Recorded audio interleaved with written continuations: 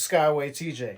Today, we're discussing the worst movies that came out in 2023.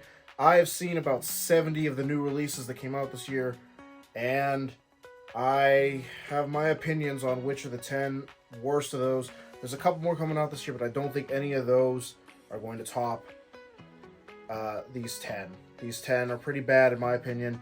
Not even like necessarily super bad, but like they weren't good, or they were more disappointing than what I was expecting. So, without further ado, we're going to go from the least worst to the absolute most dog shit of the year. At number 10, I have Insidious: The Red Door. After Insidious: The Last Key came out, I didn't think that the Insidious movies could get any worse, and then this one came out. I will say, I think Patrick Wilson did an okay job at I think this is a directorial debut. I don't think it's that bad in terms of like direction and like camera work and everything. I think that's fine. The problem is the story is boring. A lot of it doesn't even focus on really like the Insidious dimension or the further. It's just a lot. It's like a father-son story about like coping with what they went through in the first two movies, and I'm just like, all right, but like I want to be scared. Like they barely brought in the Darth Maul demon or the lipstick demon or whatever it's called. It just felt very disappointing and not a good return to form, which I was hoping it would be.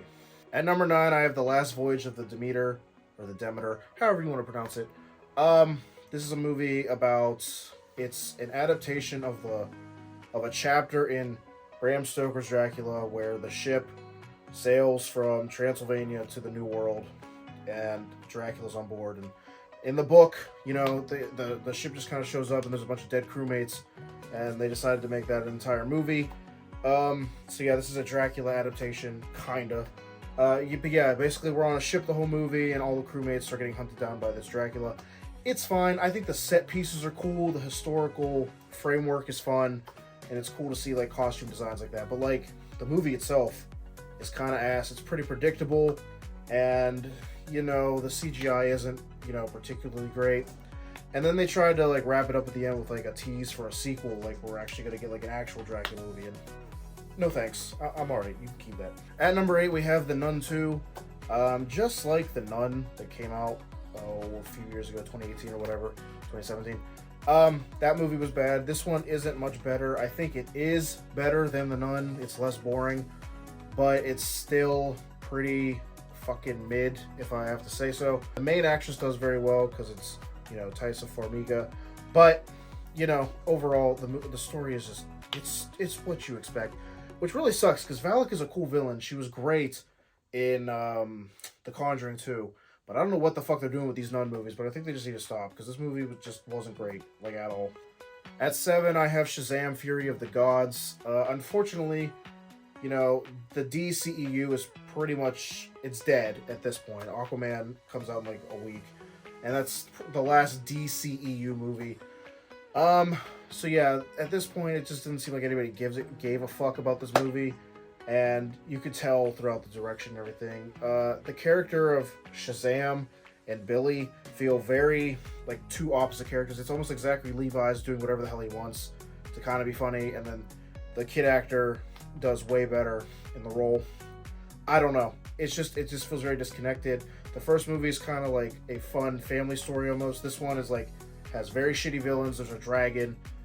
It's the most mid movie of all time. Like it's just bad. Like I don't even know how to describe it. It's not good, and I'm very sad because I really like the first Shazam.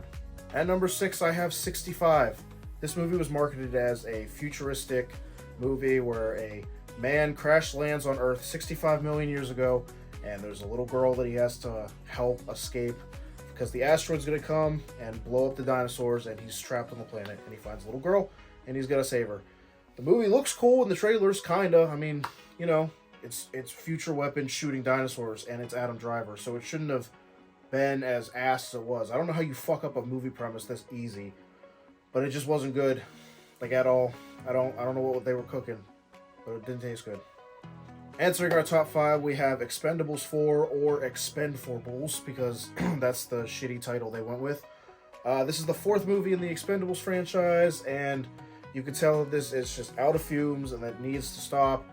I like pretty much like the first couple Expendables movies. I think they're a fun, stupid, action star run around movies. They're great, but the fourth one does the stupid decision to kind of put Sylvester Stallone on the sidelines, and it just doesn't feel right without him in the lead.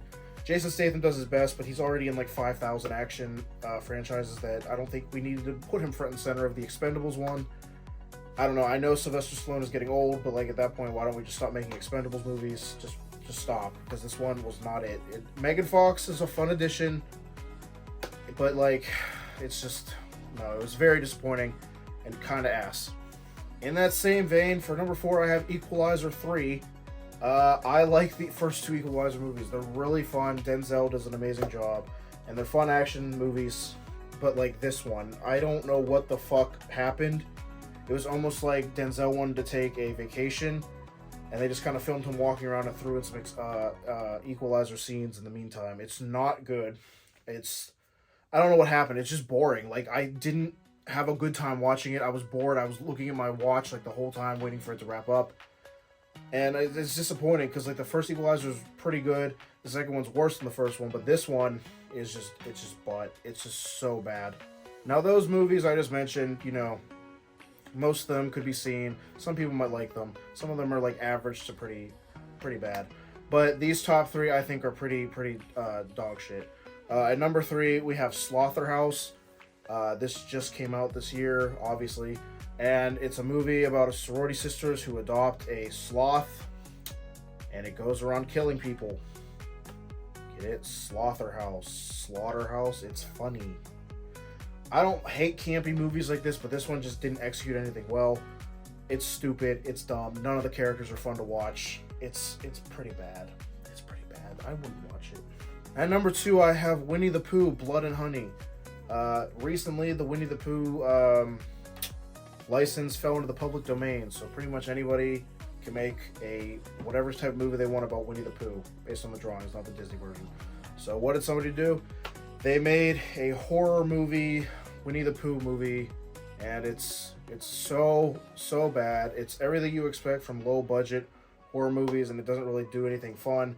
They barely get away with getting sued by Disney by changing the Pooh design just a little bit so it doesn't look like Disney's, but like it's so bad. Pretty much Winnie the Pooh and Piglet are pissed off, or they turned to cannibalism because Christopher Robin went off to college, and so they started eating people who come to the woods and shit and eating each other and all this. I don't fucking know. It doesn't matter. It's stupid. It's dumb, and they're already setting up a sequel. And that director wants to do all kinds of things. He wants to make like a Bambi horror movie, and then they like cross over and do like all this shit in the same universe. We don't need this. Please. We don't need this. But my personal worst movie of the year is Marink. This is a horror movie that came out that was very divisive among people who either really liked what they did or they really hated it. Pretty much the movie, there's some kids, there's quiet rooms where like the camera just lingers on corners the whole time. You just hear like weird noise in the background and static, and occasionally something will just scream at you and yell or something. I don't know. It's so boring. It's unreal. I did not have one enjoyable moment watching this. I hated it so fucking much. I know friends of mine who appreciated it and liked it what it was, and I appreciate their appreciation. But for me, I can't get into it. I don't like it. It's boring as fuck, and I just can't get jiggy with it. I'm sorry. That's my worst one. Well, that was my top 10 worst movies of 2023. Hope you guys enjoyed that. If you do, please drop that like, share, subscribe. Do whatever you feel.